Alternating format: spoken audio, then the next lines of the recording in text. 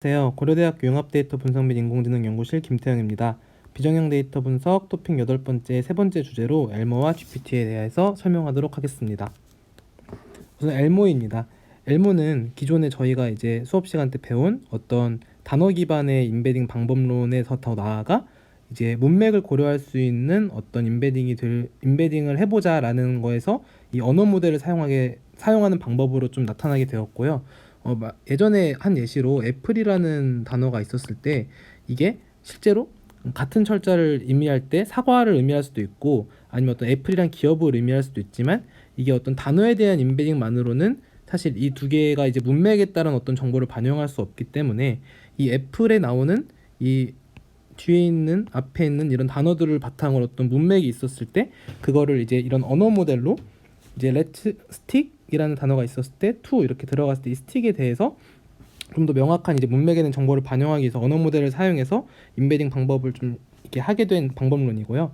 여기서 좀 이제 저희가 배웠던 바이LSTM 구조가 이제 들어가는데 우선은 네트워크가 이렇게 두 개가 있습니다. 그래서 이제 forward에 대한 이제 방향이 있고 또 백워드에 대해서 학습을 해가지고 양방향 정보를 다 이렇게 고려할 수 있도록 만들고자 하는 이제 그런 게 있었고요. 그리고 보시면은 여기 지금 각각 히든 레이어 이렇게 층이 갈 때마다 어떤 나오는 이 단어에 대한 이 아웃풋 벡터가 있을 텐데 이게 컨캣을 하게 됩니다. 그래서 컨캣을 하게 돼가지고 이제 양방향 정보를 갖고 있는 벡터를 층마다 이제 벡터를 이렇게 갖게 되고 이렇게 층마다 얻을 수 있는 벡터를 사용하게 되면 얻을 수 있는 방법 이점으로는 해당 저자들은 어떤 컨텍스트 층이 이렇게 또 깊어가서 컨텍스트 아니라 문맥을 전부 다 반영할 수 있게 되고 좀 이 낮은 층에서는 좀 더 이렇게 지역적인 구문 정보를 좀 확인할 수 있다고 말을 했고요. 이렇게 얻은 이제 벡터들에서 이제 S라는 파라미터도 같이 학습하게 되면서 어떤 것이 더 좀 더 중요하게 가중치를 받으면서 봐야 될지를 좀 결정할 수 있게 됩니다. 그리고 해당 그림에서 이제 적혀 있진 않았는데 감마라는 이제 파라미터를 이제 계산을 하게 되는데요.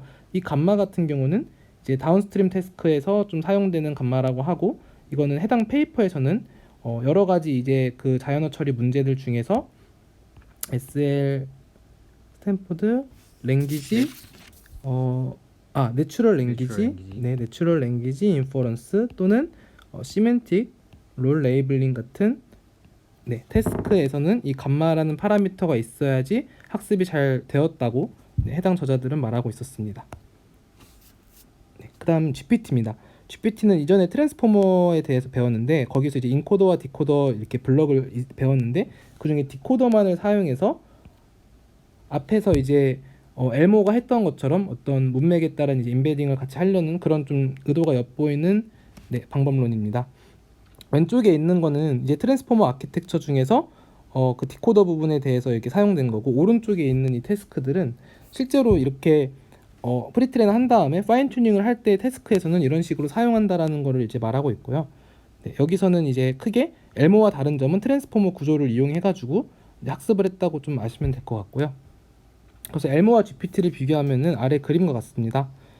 네. GPT 같은 경우는 이제 트랜스포머를 이용했고 엘모는 이제 바이LSTM 구조를 이용한 거를 알 수 있고 여기서 이제 공통점이라고 한다면 이 목적 함수가 같다는 건데요. 이 목적 함수를 보시면은 어떤 이제 그 i는 -k부터 i1까지 이렇게 적혀 있고 해당 단어가 있는데 이거는 이제 어떤 방향을 의미하게 됩니다. 그래서 이제 이 전의 단어들을 바탕으로 이제 해당 나타나는 단어에 대해서 학습을 하게 되고 반대로 이제 바이디렉션으로 이제 가더라도 이 방향, 어떤 한 방향성에 대해서는 가질 수 있는데 이게 이제 실제로 모든 단어들에 대해서 좀 이렇게 이런 좀 심층적인 어떤 그런 게 부족하고 어떤 한 방향으로에 대한 정보만 갖게 됩니다.